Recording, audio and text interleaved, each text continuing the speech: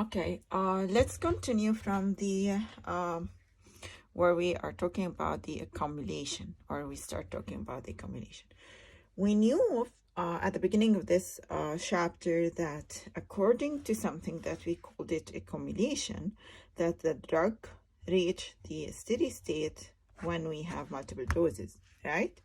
And when we said accumulation, we meant by that that we didn't give enough time for our drug to be completely eliminated, right? So accordingly, the maximum concentration of each dose is increasing as we are giving more doses, and the minimum concentration of all the subsequent doses also is increasing with time.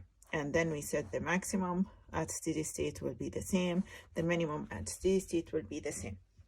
Okay, how we can determine the accumulation mathematically, or just to quantify it, or what we call it R, or capital R. Okay, and be careful, this R is different than the R that we have in infusion, because we are not talking about infusion here, we are talking about bolus, so we call it R. Okay, how we can determine it, there is multiple ways to determine the accumulation. We will use 3 of them, and again, to do or measure or quantify the accumulation, you need something that is happening at steady state and compared to whatever is happening for at the first dose. You are comparing whatever the parameter or factor at steady state and then compare it with whatever is happening at first dose, because you want to know how much is the drug is accumulated compared to first or single dose. Okay, one of the ways to do so is to have the ratio. This is the first one. The ratio, again, it's ratio. Okay, so it's average steady state concentration of at steady state over the average concentration of a single dose. We knew how we can do this, and the same way it's integration from 0 to tau at, this was, let me write it, tau steady state concentration, right, over tau, and this 0 to tau, but it will be not steady state, it will be first dose dt over tau. If you do the integration, or you substitute whatever the results of both of them, you will have this equal to 1 over k tau. Okay, so this is the first thing. You are comparing the average steady state here over the average steady state, average steady state concentration over the average concentration of a single dose. Okay, and again, from here you can know that the R, okay, using this ratio depends on tau and k.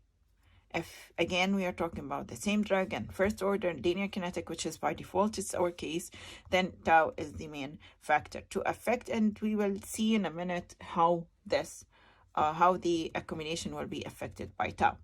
Okay? Other ways to do it, and it's already there in your slides, is to measure or quantify R using the maximum concentration at steady state over the maximum concentration over first dose and third one again. So I'm comparing this maximum at steady state to this, okay, or R again equals minimum at steady state over minimum for first dose, or in other words, I'm comparing whatever is happening here, minimum at steady state, with minimum that I have for first dose. Okay, so this is the third case and this is the second case. Okay, and you should be able to determine the concentration of each one of them according to whatever we mentioned last time. Okay, let's start with the maximum for your first dose. Okay, what will be the maximum for your first dose? Just go here. It will be equal to CB naught, which is X naught over VD, right? for your maximum at steady state, you need to go back for the details that I mentioned before. It will be CB naught over 1. This is CB naught, right? So you can take this with this, and then accordingly you will have the same value. For this, again, at steady state will be CB naught over 1 K tau multiplied with E K tau. Here, it will be CB naught, which is X naught over VD multiplied for the first dose, which is this. But in minimum now, it's we have, let's just draw it a little bit bigger for the first dose, okay? And we have the second one here, okay? Second dose. So this is 0 to tau, and this is your maximum for the first dose, and this is your CB minimum for the first dose, okay? We have this at time equals 0, which is your X naught over VD, and we have this at time equal tau, which will be equal to CB naught multiplied to E minus K with time, but time here is tau. Again, if you want to just substitute it with the general long equation of this chapter, it will be the same, but you can have it already from whatever you know from IV bolus, right? So this will be K tau. So you can take this with this and take this with this out, okay?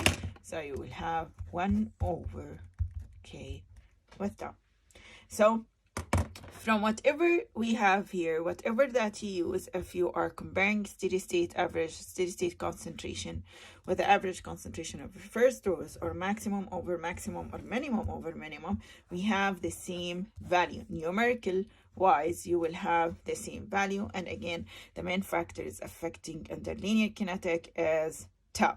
Again, we have the effect of K and we have the effect of tau, but if I told you that K is not changing, so we don't have any pathological condition related to the elimination, then the main factors affecting is tau, or the dosing interval. If you go to this slide that you have on number of the slide 39, you will have a table that's telling you the effect of tau, or number of elimination half-lives in tau, okay?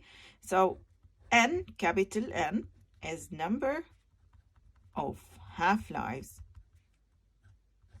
in tau, which means that I will draw the profile on the second page, but anyway, which means that if your, let's say, half-life equals to 2 hours and tau equals 10, okay, then how many half-lives you have? 10 over 2, 5 half-lives, okay? If tau equals 12, then number of half-life is 6 half-lives. So how many half-lives that you have inside your tau? So for sure, if you increase number of half-lives in tau, it means by default that I'm increasing tau, and tau is longer, okay? And if tau is longer, it means that the frequency of administration is less. You are taking the drug less frequently, okay? Which means that R, or your accumulation factor or accumulation ratio, is what? If you're taking it less frequently, is less. And it's common sense, right? If you are taking the drug similar to whatever we mentioned in this one, okay? Just connect what you know here, okay, to whatever I just mentioned here. And we said, again, I will just say it in the terms of accumulation. We said that if and we have it the same, right? Longer, yeah. So longer tau, and again, it's the opposite if you decrease. So if you have longer tau, it means that you have longer time for your drug to be eliminated. If there is longer time for your drug to be eliminated before you take the subsequent doses, it means CB max and CB minimum for all the doses subsequent doses will be less, minimum will be less, maximum at steady state will be less, minimum at steady state will be less. So the ratio that is comparing whatever is happening at steady state over whatever is happening at the first dose will be less for sure. So accumulation will be less. You can have it as common sense, or just go to the equation and it will be the same. And this is very important, because usually when we are talking about conceptual kind of questions, or ask you conceptual questions in the exam, it will be related to those kind of things. And again, the opposite, if I'm telling you that decrease the number of tau, decrease number of half-lives in tau, which means tau will be shorter, the frequency will be more, and accordingly accumulation will be more. Okay. Another thing that you need to take it into consideration, that if I want to, and we said this before, if you remember in one of the chapters, if I want to, if R, whatever the way that you measure it, is equal to this. Again, what is the concentration? The ratio? This is ratio. So what is the unit of R? Think about it. Because it came from, without even doing this, it came from ratio to concentration. So it's a kind of factors that just telling me what is ever is happening. Okay, so we can just represent this in a way that is related to number of half-lives, right? If tau equals number of half-lives, okay, then accordingly, this will be K, will be 0.693 over half-life multiplied to N multiplied to half-life. This is with this, and then accordingly you will have 1 over minus 0.693 multiplied to the number of half-lives. Again, under all the conditions that we mentioned. Okay, and by this we finish the accumulation of the drug, or how we can quantify it. Okay, there is another thing which is called fluctuation, or phi. Okay, and again, from the name, it's related to something that I'm interested in, but only where at a steady state. Okay, which means if you go to your 41 slide, you'll notice that the definition is a measure of the magnitude of variation in, or the difference between the peak and trough of a concentration, plasma concentration at steady state. Again, for the fluctuation, which is how much is changing in the magnitude of the concentration, if we are talking about kinetic, and more interested in whatever is happening at steady state, right? I don't care about whatever is happening here. I need to know whatever is happening here, which is my target concentration.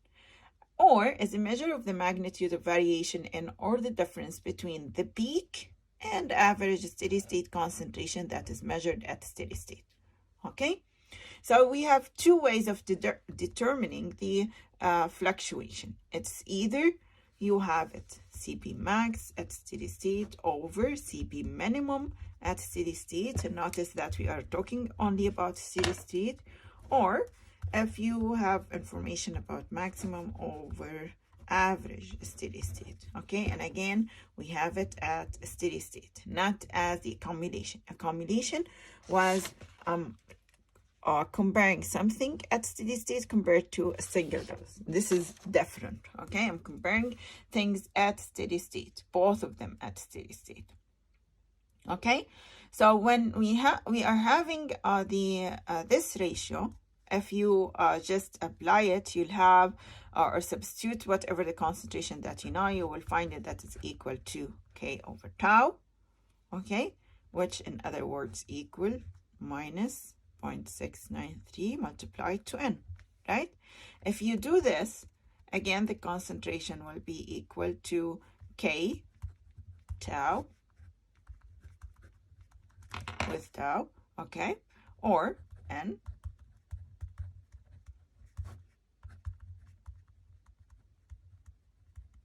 Okay, so if you notice that as magnitude or way of measuring it, it's different because we are using different kind of things, but as meaning, which this what we care about when we do the kinetic, meaning wise, it's the same.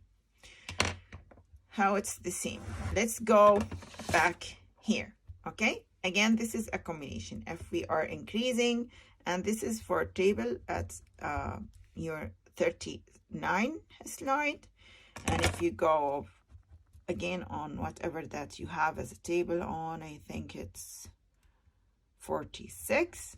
Okay, you'll find again I'm increasing the number of half-life in tau. I'm increasing tau, or it's longer as a time.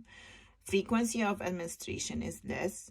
We said that this will decrease the accumulation of the drug, okay, but this will do increase of the fluctuation of the concentration that we have at steady state. So in this term, you can notice that the same factor that would decrease accumulation will increase fluctuation, or the opposite if we decrease it. So the relationship between the fluctuation and accumulation is the opposite. But again, we want enough accumulation for my drug to happen to reach the concentration that I want, but we don't want that much of fluctuation at steady state. Okay, so we are not passing the therapeutic window of a minimum and maximum concentration. So whatever we are doing usually is that we do a balance between the accumulation and fluctuation, in which we will have the best accumulation to reach the concentration that we are interested in without causing so much of a fluctuation. Okay, and we will stop at here in this video.